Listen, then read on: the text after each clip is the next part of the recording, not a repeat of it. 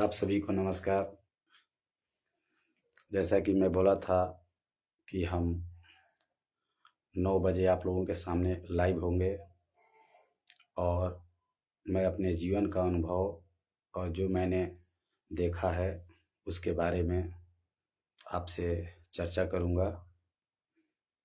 तो कुछ दिन पहले मैं गया था बनारस और बनारस से हमारे मूड में आया कि हमें 2 जगह की यात्रा करनी चाहिए। एक भगवान गोरखनाथ मंदिर का दर्शन जो गोरखपुर में है और दूसरा कबीरदास जी की समाधि स्थल जो मगहर में है, उत्तर प्रदेश मगहर में, जो गोरखपुर से लगभग 20-25 किलोमीटर के दूरी पर है।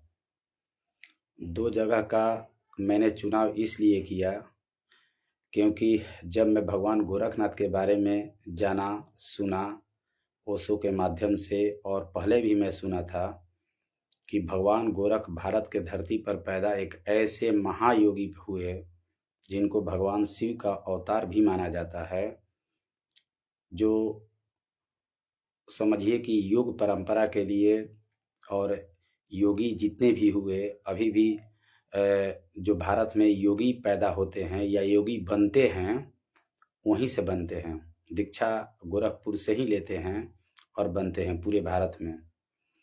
तो भारत में जितने भी संत योगी सन्यासी सूफी फकीर और भक्त हुए उनमें भगवान गोरखनाथ का स्थान बहुत ही सम्मानजनक है। और भारत के लिए उन्होंने या पूरी दुनिया के लिए योग संन्यास और ज्ञान का अनेकों सूत्र, ध्यान की इतने मार्ग बताए हैं, इतने सूत्र बताए हैं कि किसी एक मार्ग पे चलकर व्यक्ति स्वयं तक यानी आत्मा, जिसको लोग बोलते हैं चेतना, शुद्ध चेतना तक पहुंच सकता है या उस परम शक्ति का अनुभव कर सकता है। भगवान गोरखनाथ का अगर बारे में लोग जानते हैं तो गोरखनाथ को तो लोग भूल गए हैं, लेकिन मजाक मजाक में ही लोग कहते हैं कि गोरख धंधा बना दिए हो। यानी गोरख धंधा कहने का मतलब है कि उनकी इतनी दिए गए सूत्र हैं कि लोग कंफ्यूज कर जाते हैं कि किस सूत्र से चले, लेकिन एक सूत्र, हर सूत्र हर व्यक्ति पे फिट नहीं बैठता है। किसी एक सूत्र को यूज करके आप सत्य तक पहुंच सकते हैं। तो भारत के जैसे एक बार सूर्यकांत त्रिपाठी निराला या शायद सुमित्रा नंदन पंत ओशो से पूछे थे कि भारत के कुछ महान संतों सूफियों का नाम बताइए। तो पहले 20 का नाम बताया, फिर धीरे धीरे पूछे कि और कम कीजिए, तो 20 से 15, 10, 5 ऐसे करते करते मतलब लास्ट में 4 को बोले कि 4 का नाम बताइए। तो 4 का नाम बताए, जिसमें एक कृष्ण का नाम रखे, एक आपको महात्मा बुद्ध का नाम रखे, एक भगवान गोरखनाथ का नाम रखे और एक पतंजलि का नाम रखे। तो वो बोले कि इससे भी कम बताइए। तो बोले ओशो की नहीं, मैं ऐसा नहीं कर सकता, क्योंकि अब तक तो मैं एक वृक्ष की शाखाओं को एक वृक्ष के अनेक ब्रांचेज को मैं काट रहा था, शाखाओं को मैं काट रहा था, और ये 4 को काटना बड़ी मुश्किल है, क्योंकि अब जो है ना, अंग भंग मैं नहीं करूँगा।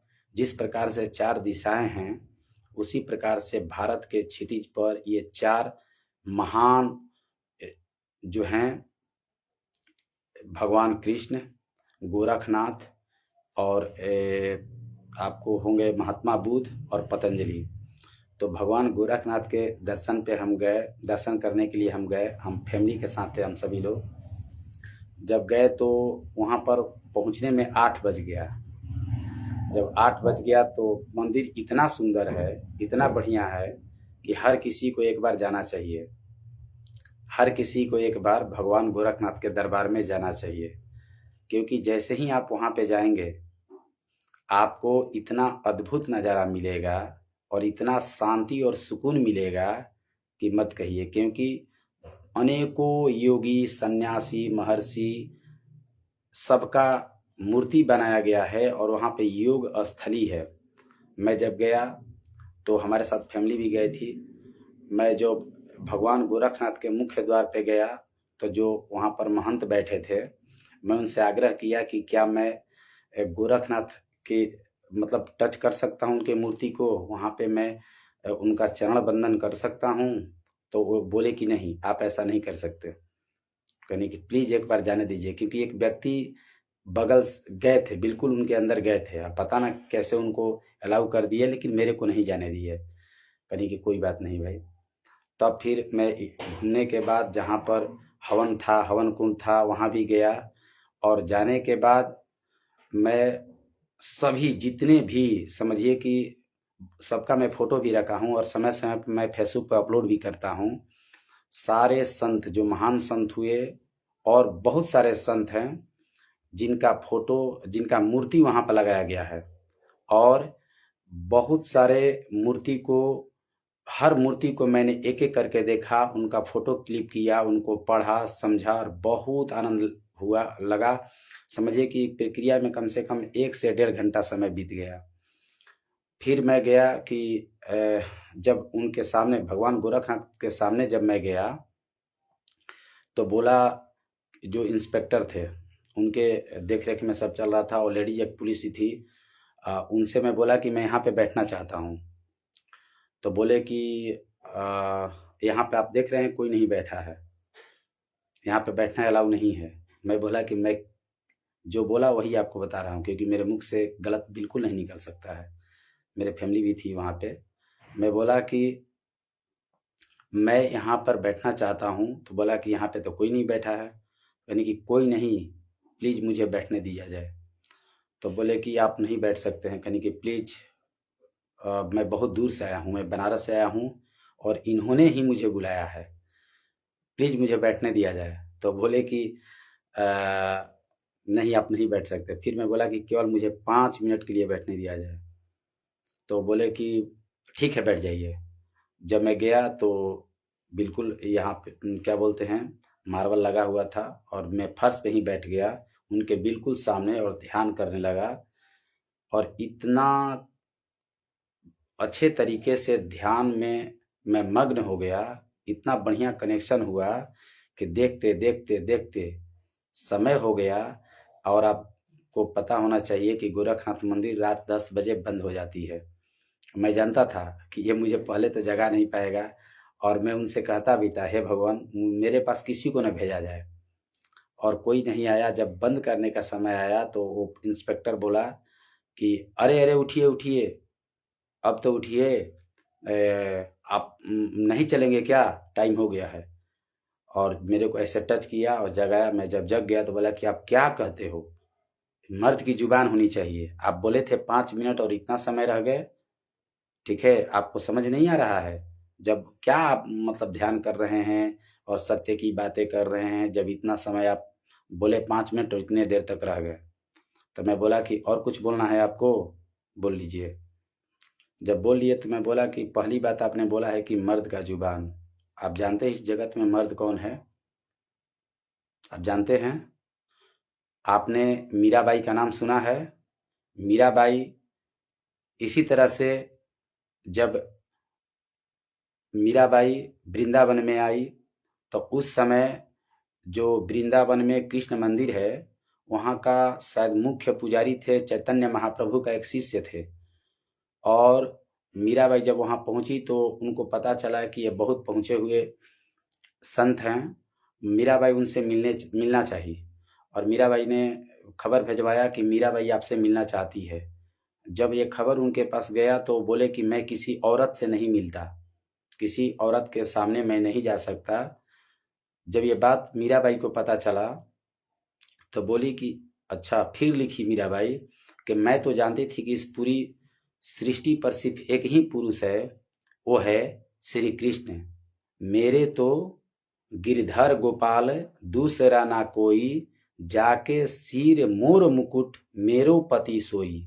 अर्थात मैं एक ही पुरुष को जानती हूँ, वो है श्री कृष्ण। इसके अलावा मैं किसी पुरुष को नहीं जानती हूँ। और ये दूसरा पुरुष मैं तो नहीं जानती हूँ।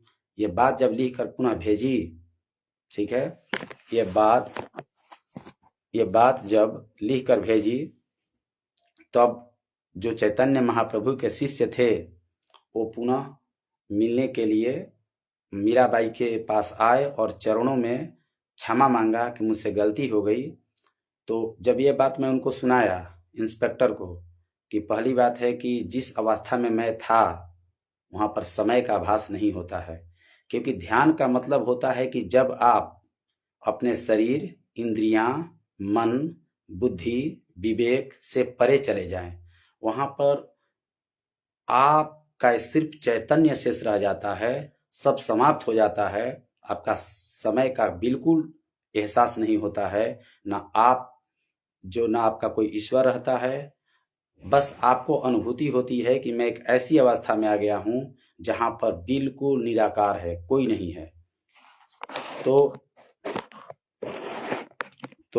जब ये बात वो सुने तो बिल्कुल शांत हो गए और हम बोले कि आप अपना ड्यूटी कर रहे हैं, मैं समझता हूँ कि मैंने आपको 5 मिनट कहा था, मैं ज़्यादा समय ले लिया हूँ और इसके लिए मुझे माफ़ करें। तो फिर हम बोले एक बात और कि अगर आपके यहाँ पर महंत हैं, बहुत सारे योगी महंत यहाँ पर हैं, उनको मेरे पास बुलाया जाए और मैं जिस स्थिति में हूँ मेरे को एक बार देखा जाए, वो तुरंत मेरे को समझ जाएंगे। आप मेरे को नहीं समझ रहे हैं कि मैं किस स्थिति में हूँ। तो एकदम चुप हो गए। वो बोले तुरंत कि आप मुझे माफ़ कर दीजिए क्योंकि मैंने आपको डिस्टर्ब किया। आपका कनेक्शन बिल्कुल नेचुरल था, आप स्वाभाविक तरीके से बैठे हुए थे, आप दिखावटी नहीं कर रहे थे और आप जाके फर्श पे बैठ गए थे। क्योंकि मैंने बोला कि मुझे फर्श पता नहीं चला कि फर्श है कि क्या है, बस मेरे को उनके सामने बैठना था और मैं बैठा। तो ये हुआ गोरखपुर की घटना। फिर मैं वहाँ, हम लोग सारे लोग 10 बज से ज़्यादा ही लगभग हो गया था, फिर मगहर के लिए निकले। मगहर में मैं इसलिए गया, सभी को जानना चाहिए कि मगहर में मैं क्यों गया। अभी भी आप गूगल पे सर्च करेंगे तो आपको पता चलेगा कि मगहर पूरी भारत में एक ऐसा जगह माना जाता है उत्तर प्रदेश में, जहाँ पर ये एक मतलब बात फैली हुई है कि जो वहाँ पर व्यक्ति मरता है वो नर्क में जाता है। और आपको पता है कि सदगुरु कबीरदास का जो जन्म स्थली है वो उत्तर प्रदेश के वाराणसी के लहरतारा में माना जाता है। एक तालाब में वो मिले थे जिसको नीरू और नीमा नाम के 2 जुलाहे दंपति ने पालन पोषण किया था। तो सतगुरु कबीरदास की जन्मस्थली वाराणसी में है और वो पूरे समय तक वाराणसी में ही अपना व्यतीत किए और हिंदू मुसलमान सबको उस सत्य का साक्षात्कार कराते रहे, सत्य का ज्ञान देते रहे, सत्संग सुनाते रहे, उनके साथ हर धर्म के लोग जुड़ते रहे। कबीरदास के साथ लोग बहुत कष्ट भी उन्हें देने का कोशिश भी किए थे और दिए भी थे, लेकिन जो सत्य को जानता है उसे कोई असर नहीं पड़ता है, क्योंकि जानता है कि जो व्यक्ति मेरे साथ ये कर रहा है वो नासमझ है, बिल्कुल वो सत्य को नहीं जानता है। तो कबीरदास जी पूरे जीवन वाराणसी में बिताए, लेकिन जब अंतिम समय आया तो अपना जीवन वो सोचे कि मैं यहाँ पर प्राण नहीं छोड़ूंगा। आज भी वाराणसी को लोग मानते हैं कि मुक्ति का नगरी है। जो जिस व्यक्ति का प्राण वाराणसी में छूटता है वो सीधा मोक्ष को प्राप्त करता है, मुक्ति को प्राप्त करता है।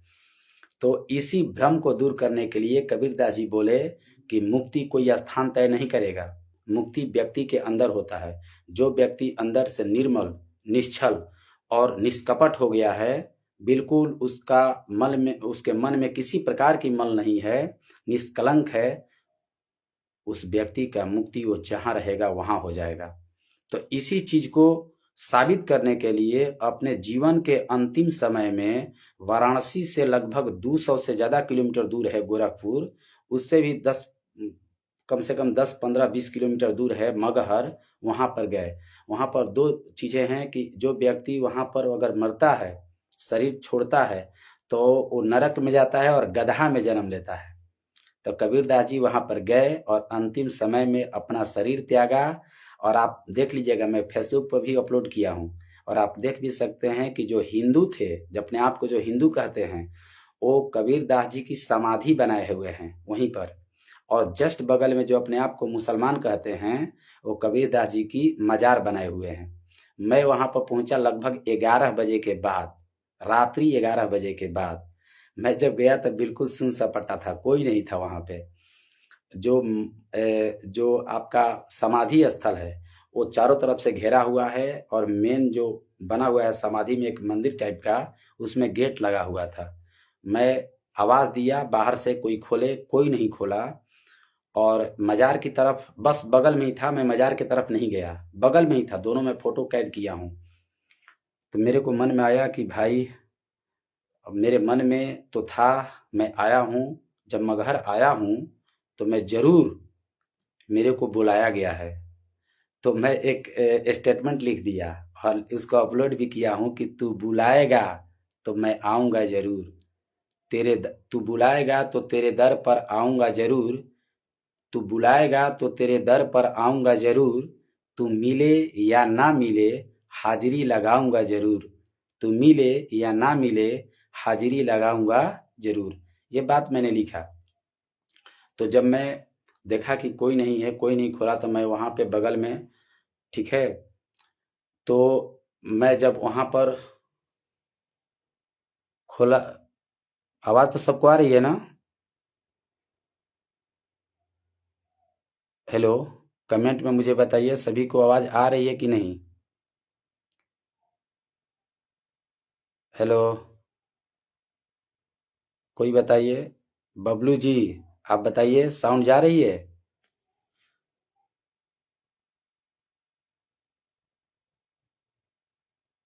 सबको साउंड सुनाई दे रहा है? हेलो, सबको साउंड सुनाई दे रहा है?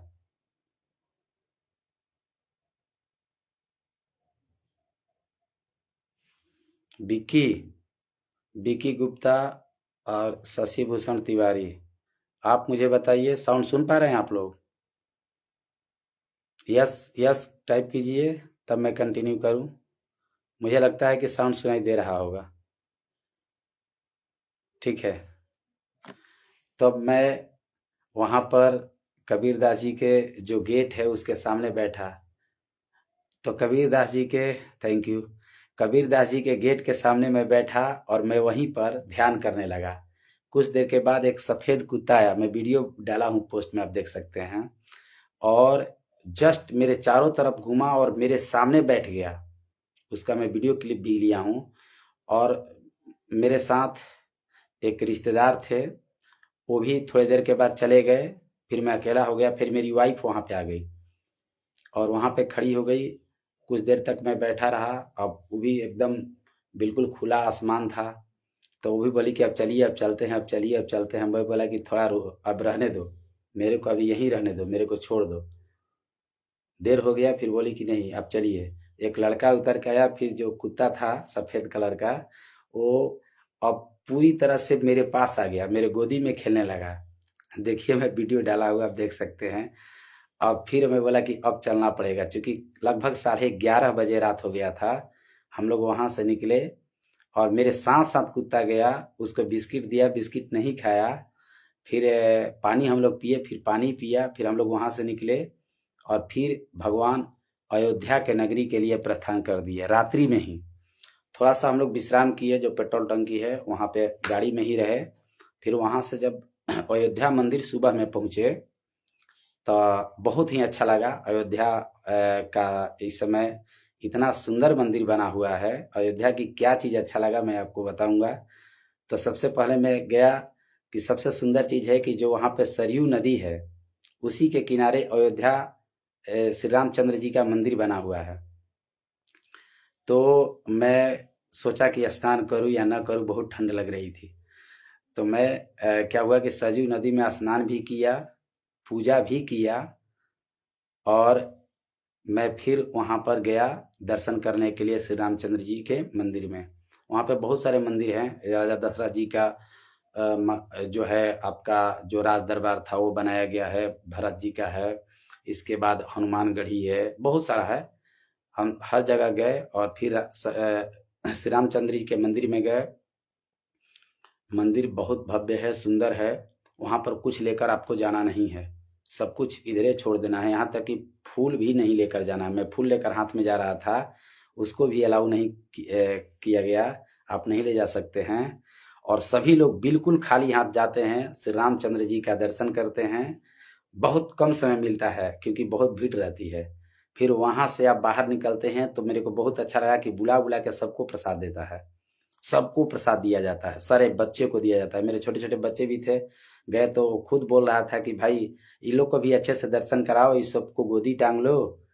तो मैं दर्शन कराया और प्रसाद इतना बढ़िया मिलता है कि जो गया होगा अयोध्या में, लाचीदाना होता है, उसमें इलायची लगा रहता है। मतलब हम लग रहा है कि भारत में शायद वैसा नहीं मिल पाएगा, इतना बढ़िया प्रसाद मिलता है श्री रामचंद्र जी के मंदिर में।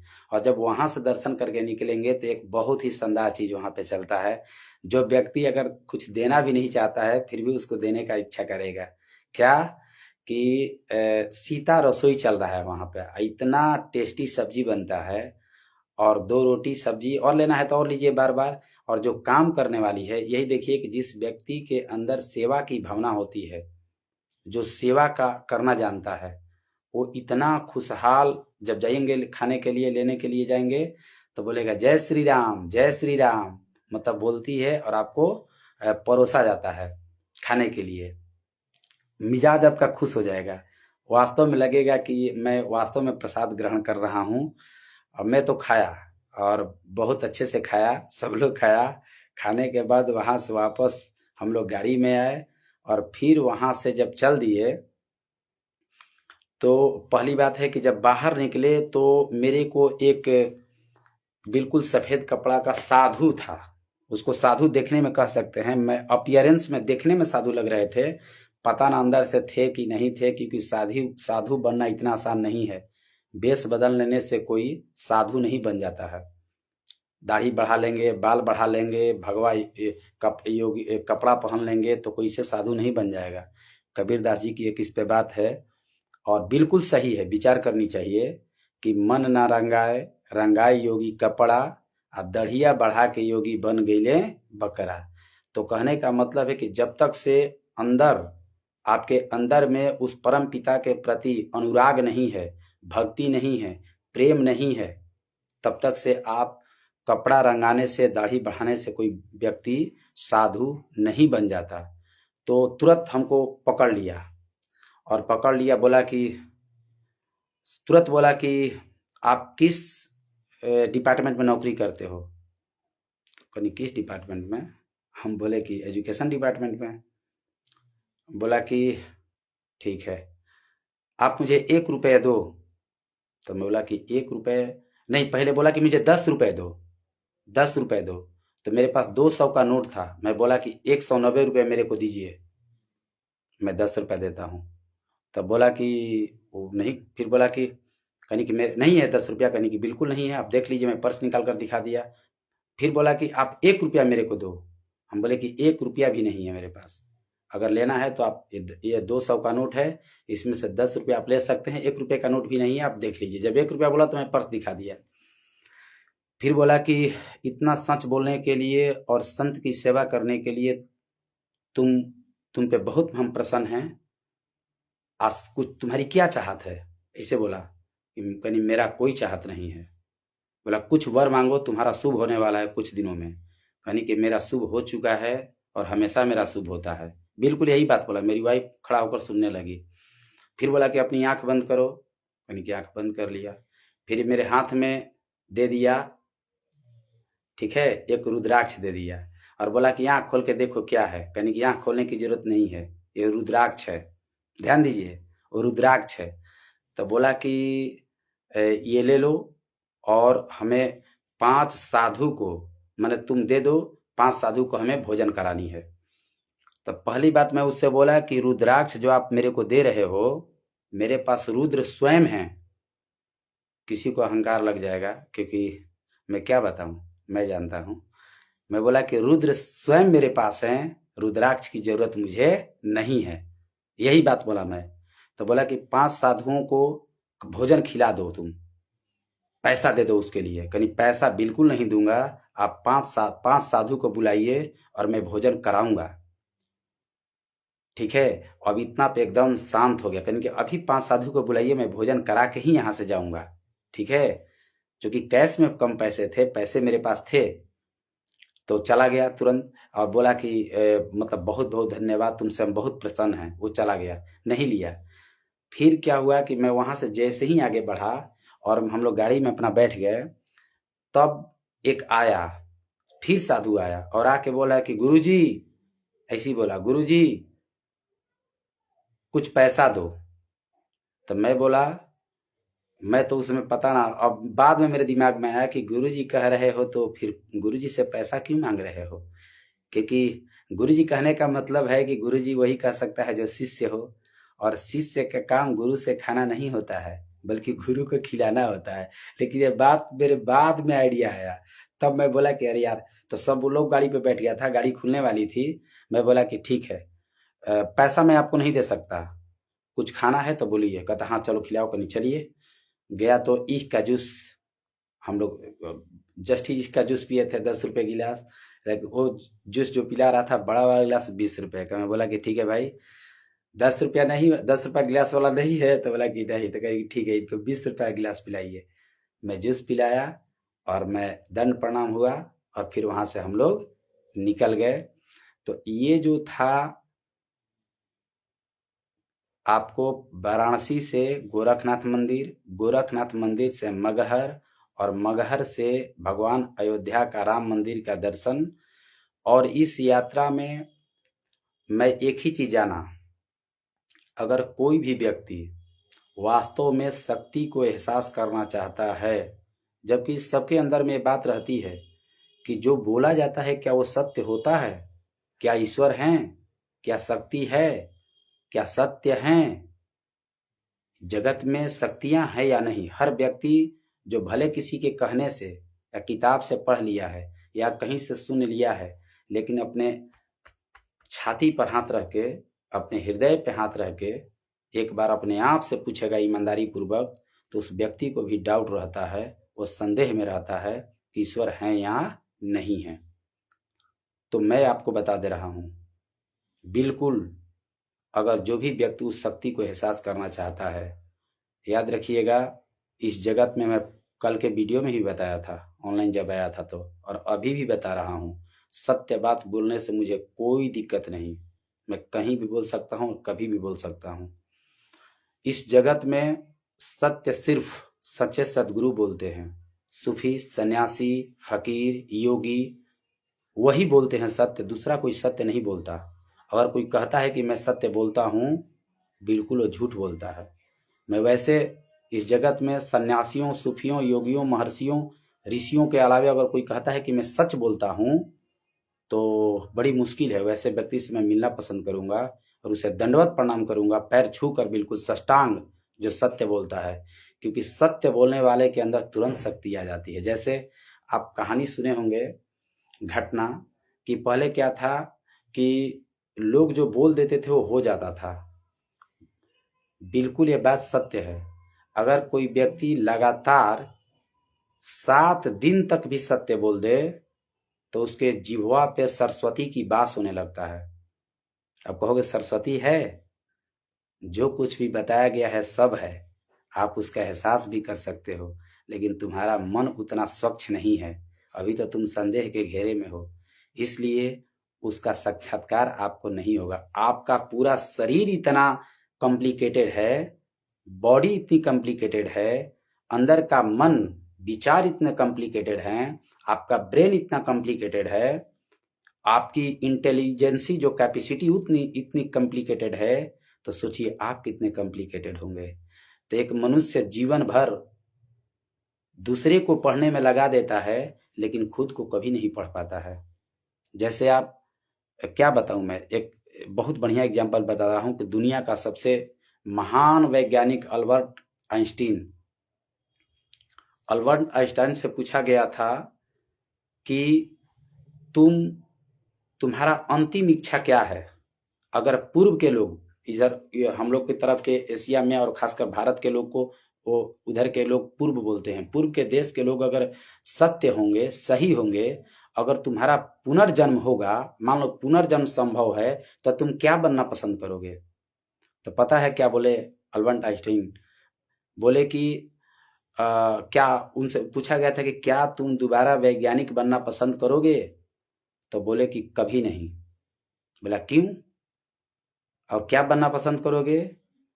तो बोले कि मैं जब तक जीवित रहा, और अब अभी तक तो पता है कि अपने ब्रेन का सबसे अधिक परसेंट वही यूज किए हैं, दूसरा भी व्यक्ति भी शायद कोई बाद में हुआ होगा, लेकिन ब्रेन का सबसे अधिक इस्तेमाल करने वाला अल्बर्ट आइंस्टीन ही है। तो बोले कि इसलिए क्योंकि मैं पूरी जिंदगी ग्रह, नक्षत्र, तारे और ये एटम बम वही बनाए थे सबसे पहले, हमको लगता है। और इतना दुखी हो गए थे क्योंकि एक बार में इतने लोग मारे गए थे। तो बोले कि मैं एक गरीब परिवार में प्लम्बर होना पसंद करूंगा, लेकिन कभी वैज्ञानिक बनना पसंद नहीं करूंगा, क्योंकि सबको तो मैं खोजा, खुद के अंदर कभी डुबकी नहीं लगाया, खुद को नहीं जाना कि मैं हूं कौन। और जब मेरे को ये पता चल जाता कि रियल में मैं कौन हूं, तो फिर तो मेरा जीवन धन्य हो जाता, मैं शांत और तृप्त होकर मरता। तो यही कारण असंख्य लोगों की है कि व्यक्ति खुद को नहीं जान पाता है। मैं बता रहा हूं, दो रास्ते हैं खुद को जानने का। एक रास्ता सत्य या ईश्वर को जानने का, और दूसरा स्वयं को जानने का। और दो मार्ग है, ये महर्षि रमण बताते हैं, और इस मार्ग का मैंने अनुसरण किया और 100% उस चीज का अनुभूति हुई। पहला कि self surrender to the supreme power, यानी कि एक परम सत्ता, सब कोई जानता है कि शक्ति है, भगवता है। अगर नहीं है तो मैं कितना बार बताया हूं कि समझ लो कि एक फुटबॉल है, ये पूरी पृथ्वी और उसके अंडर में आप रहते हो, नीचे और ऊपर हर जगह उस शक्ति का वास है। इसके बारे में बहुत व्याख्या हो जाएगी, मगर इतना बता दे रहा हूं कि एक सेल्फ सरेंडर, आत्मसमर्पण कर देना उस परम सत्ता के प्रति, जब आप मन से, कर्म से और वचन से, ध्यान दीजिए मन से, मन में भी कि एक सुप्रीम पावर है और उसका एहसास मैं करता हूं। एहसास नहीं है तो मैं इसकी भी व्याख्या कर दूंगा कि सुप्रीम पावर है कि नहीं, आप तुरंत कहेंगे कि है। आप एहसास भी करते हो, क्योंकि एक चीज समझिए ना कि अभी आप जीवित हैं, आपका यहाँ पर कुछ भी नहीं है। न धरती आपने बनाया, न जल आपने बनाया, न हवा आपने बनाया, न पेड़ पौधे आपने बनाया। जो वस्त्र पहने हो वो पेड़ पौधों से बना है, वो प्रकृति का है। धरती नेचुरल है, आपसे पहले आई थी। जल आपसे पहले आया था, हवा आपसे पहले आया था। ये सब कुछ आने के बाद धरती पर आपको भेजा गया। तो कैसे कहते हो कि शक्ति नहीं है? वो कौन बनाया? कभी विचार करते हैं आपको कौन बनाया? कहेंगे माता पिता। आपके माता पिता को कौन बनाया? उसके माता पिता, उसके माता पिता को कौन बनाया? तो जरा सा भी जब सोचेंगे ना, तो आपको पता चल जाएगा कि आप क्या हैं। तो पहली काम क्या करना है? उस परम सत्ता के प्रति अपने आप को समर्पित कर देना है। दूसरा, self inquiry, self surrender and self inquiry, खुद के अंदर खोजना है कि मैं कौन हूं। और जब ये आप खोजेंगे तो अवश्य उसका एहसास कर लेंगे कि आप कौन हैं। बस थोड़ी सी बात और करूंगा, बात तो करने के लिए तब बहुत है मेरे पास, आपको सत्य तक पहुंचाने के लिए, क्योंकि जो चीज मैं करता हूँ वही चीज कहता हूँ, जो नहीं करता उसको बिल्कुल नहीं करता कहता। और आप कभी भी सामने से भी मेरा मिल सकते हैं, देख सकते हैं, पूछ सकते हैं कि क्या तेरे अंदर यह चीज हुआ है, आप लग सकते हैं। मैं दो चीज आपको बता रहा हूं। पहला कि अभी भी व्यक्ति के जीवन में बहुत भ्रम है और संदेह है। अगर कल ही से आप अपनाना शुरू कर देंगे तो कल ही से आपके अंदर शक्ति जागृत होने लगेगी। क्या? कि आप भगवान को भी नहीं मानते हो। मैं गारंटी कहता हूं कि आप न जानते हो न मानते हो। जानते तो बिल्कुल नहीं हो, मान लिए हो, और मानते हो इसके बावजूद भी तुम डाउट में रहते हो। आप डाउट में रहते हैं, कैसे रहते हैं?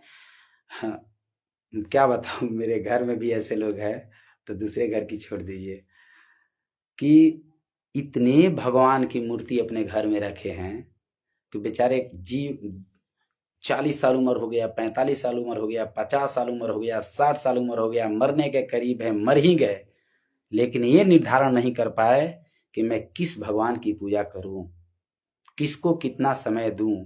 घर में 10, 15, 20 मूर्तियां रखे हुए हैं और सबकी अगरबत्ती दिखाते हैं, घंटी हिलाते हैं और पूजन करते हैं। मैं ये नहीं कह रहा हूं कि आप गलत कर रहे हैं, लेकिन मैं ये जरूर कह रहा हूं कि किसी एक भगवान पर आपकी पूर्ण आस्था नहीं है, पूर्ण समर्पण नहीं है, पूर्ण परित्याग नहीं है, जिसके वजह से कभी भी उस शक्ति का एहसास आप नहीं कर पाएंगे, कभी भी नहीं कर पाएंगे। क्योंकि इस जगत में जो भी सत्य तक या स्वयं तक, स्वयं या सत्य ईश्वर सब एक ही है, नाम अलग अलग है, पहुंचा है, एक को साधने से पहुंचा है। दो मार्ग हैं, एक ज्ञान का मार्ग, दूसरा भक्ति का मार्ग। जो ज्ञान के मार्ग से जाता है वो निराकार रूप में ईश्वर को स्वीकार करता है और हकीकत ईश्वर निराकार ही हैं। जो भक्ति मार्ग से जाता है वो साकार रूप में ईश्वर को स्वीकृत करता है। साकार का मतलब होता है जैसे हमसे पहले कृष्ण आए, कबीर आए, मीराबाई आई, हमसे पहले श्री रामचंद्र जी आए, हमसे पहले गोरखनाथ आए, हमसे पहले दादू दयाल आए, हमसे पहले दरिया साहब बिहार वाले आए, हम न जाने कितने लोग आए, संत, महात्मा बुद्ध आए, महावीर आए। हम उनको प्रणाम करते हैं, उनको नमन करते हैं, उनके बताए गए मार्गों पर चलते हैं। तो चलते चलते चलते चलते एक बार एक रस्सी बन जाते हैं, एक माध्यम बन जाते हैं और उस माध्यम से हम लोग सत्य तक पहुंचने की कोशिश करते हैं। तो एक हो गया ज्ञान का मार्ग। दूसरा जो भक्ति का मार्ग होता है, जिन्होंने भी भक्ति के माध्यम से वहां तक पहुंचा है, जैसे कबीरदास निराकार ब्रह्म को मानते थे, मीराबाई को देखिए श्री कृष्ण को ही मानती थी, कृष्ण के सिवा कभी किसी को नहीं मानी। साफ बोली है कि मेरे तो गिरधर गोपाल दूसरो ना कोई, जाके सिर मोर मुकुट मेरो पति सोई। पूरी जीवन एक क्षत्रिय परिवार में, जिसको राजा कहते हैं, एक राजा घर में पैदा ली और क्षत्रिय परिवार में शादी हुआ राजा भोज से उनकी। इसके बावजूद भी इतनी अनुराग श्री कृष्ण से थी कि अपनी सब कुछ त्याग कर और एक फकीर के रूप में, एक साध्वी के रूप में, एक योगन के रूप में पूरा जिंदगी व्यतीत कर दी। और इतना ऐसो आज छोटे छोटे धन संपदा के लिए न जाने कितने लोग पर डे झगड़ते हैं, हर पति पत्नी आपस में लड़ते हैं और एक दूसरे की गलती देखते हैं कि तेरा गलती, मेरा गलती, इसका गलती, उसका गलती, मेरे को ये नहीं मिला, मेरे को नहीं मिला। सब अज्ञान में मर रहे हैं। संसार की सारी सुख भी मिल जाएगा तो कभी तृप्त नहीं हो पाएंगे, तब तक जब तक व्यक्ति खुद को न जान जाए कि मैं कौन हूं।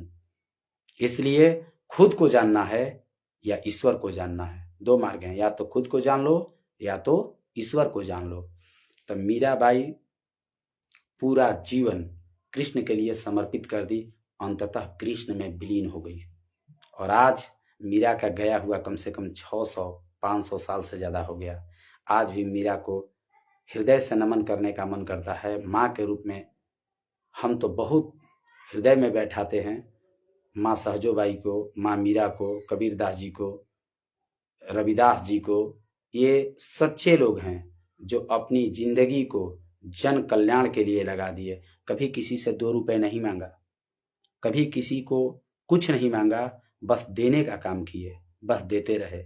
जो असल में ईश्वर को जानते हैं वो बहुत करुणावान होते हैं, सिर्फ देते हैं, बदले में संसार से कुछ नहीं मांगते हैं।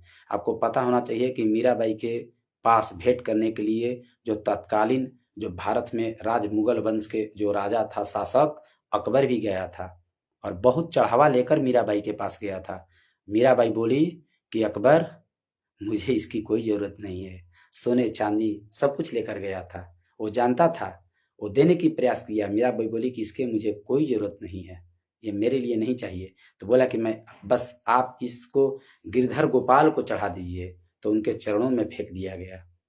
तो संत वो होते हैं जो दूसरे के रुपए को राख समझते हैं। अभी बनारस में गया था तो एक रिलेशन में मेरे मामा लग जाएंगे, वो हमसे एक बात बोले। जानते हैं क्या बोले?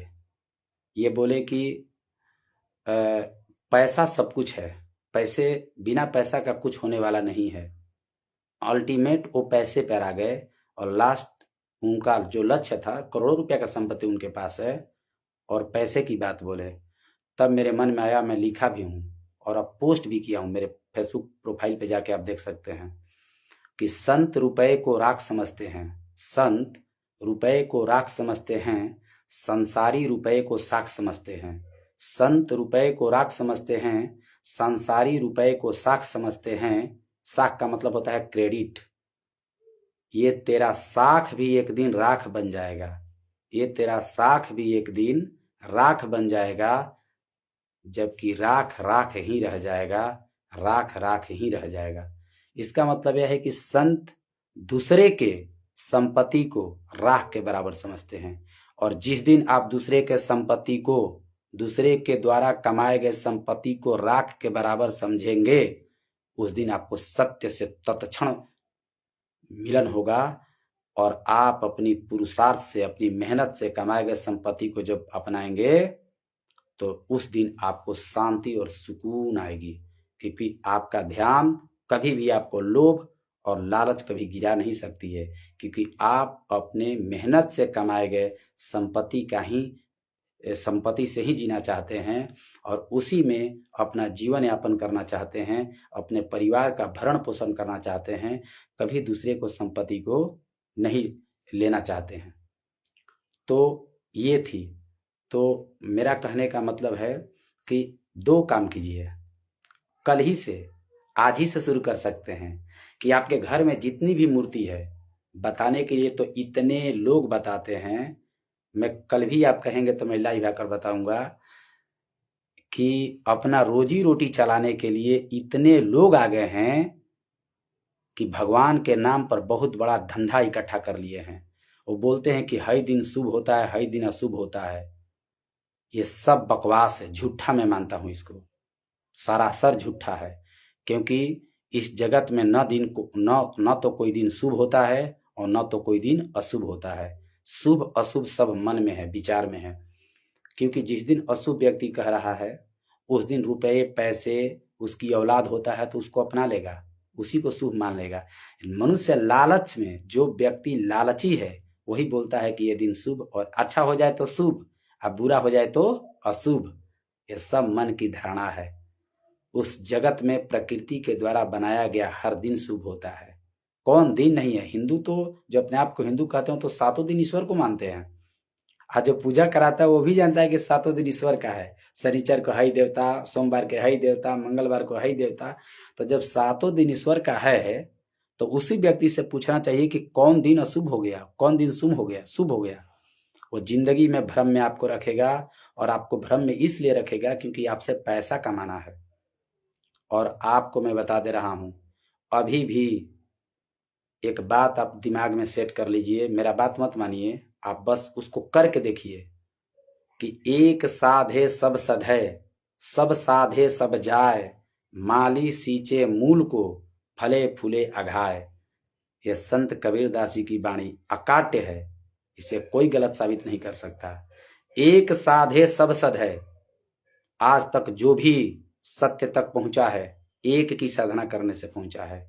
एक की, एक में सब आ जाते हैं। एक साधे सब सधे, सब साधे सब जाए, सबकी साधना में सब खत्म हो जाएगा। माली सींचे मूल को, माली मूल का मतलब होता है जड़। पौधे की बहुत सारे ब्रांचेज हैं, पत्ती हैं, फूल हैं, तना हैं, ठीक है। कहाँ कहाँ आप पानी डालेंगे? जो ज्ञानी होते हैं सिर्फ जड़ में पानी देते हैं, अज्ञानी होते हैं हर जगह पानी देते हैं, क्योंकि वो नहीं जानते हैं। वो सोचते हैं कि पत्ते पे डालेंगे, फूल पे डालेंगे, तना पे डालेंगे तो बस पानी। अरे भाई, जड़ में डालो, क्योंकि जड़ में जब पानी डाल दोगे तो जड़ ही सारे ब्रांचेस तक पानी को पहुंचा देगा।